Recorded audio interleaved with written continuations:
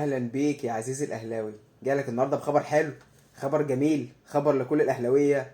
اداره النادي الاهلي اخيرا حنت علينا وجابت لنا صفقتين كده، انت فاهم، نمشي بيهم حالنا. انت عايز كام؟ انت عايز 5 6 7؟ خد هما اتنين. واحد هنجيبه لك على سبيل الاعاره، والتاني هنشتريه لك. المهاجم السلوفيني اسمه جيرادي يشار، حاجه زي كده يعني، انت فاهم، هو اسمه مختلف. وقامت جايبه لنا مصطفى العش من نادي زد نمشي بيه بقيه الموسم. فاداره النادي الاهلي بسم الله ما شاء الله عامله ميركاتو، يا بص احسن ميركاتو شفته في حياتي. فاللي هو احنا محتاجين 5 6 صفقات، قام جايب لنا اتنين، مهاجم ولاعب مدافع. طب بالنسبه للونجات، لا مفيش ونجات.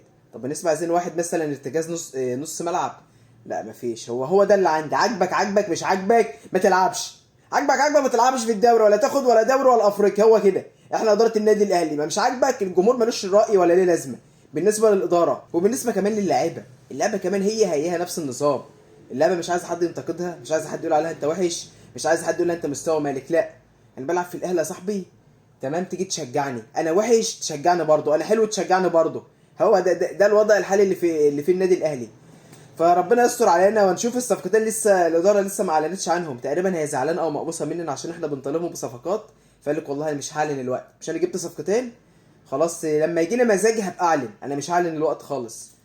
فربنا يستر، ربنا يستر الفتره الجايه وتعدي على خير، ونشوف اصلا الصفقات دي تمت ولا بلح اصلا.